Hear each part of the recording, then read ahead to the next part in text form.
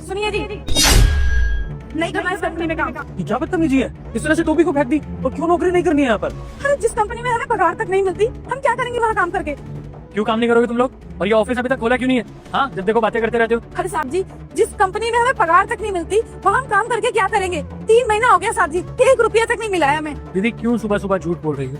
हर महीने आप लोगों की सैलरी क्लियर होती है और ये सुबह सुबह क्या बहाना ढूंढी है नया? और कोई बहाना नहीं मिला क्या आप लोगों को? नहीं साहब जी, मेरी बीवी झूठ नहीं बोल रही है।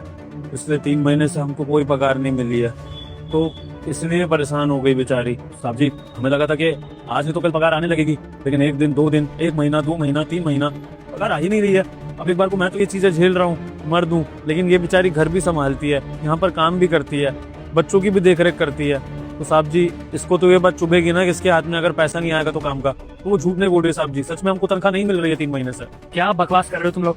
हमारी कंपनी में ना जिसको भी सैलरी मिलती है उसके ना फॉर्म पे साइन लिए जाते हैं और जा बेटा, मैं संकट मोचन हनुमान हूँ। मैं तेरे सभी संकट दूर कर दूंगा। तू इस वीडियो को लाइक करके चैनल को सब्सक्राइब कर ले और कमेंट में जय श्री राम लिख दे। फॉर्म्स पे तुम लोगों के भी साइन है। अब बोलो, है कोई बहाना? पकड़ी गई ना चोरी। साहब जी, वो तो तानिया मैडम जी बोलती हैं तो हम साइन कर देते हैं फॉर्म पे।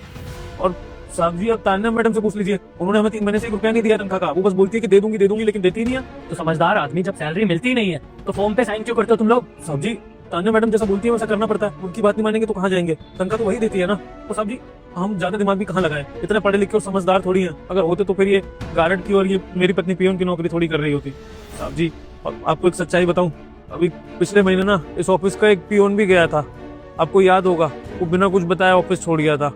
उसका भी यही कारण था कि उसको भी उसकी 2 महीने से पगार नहीं मिली थी और तानिया मैडम ने उसकी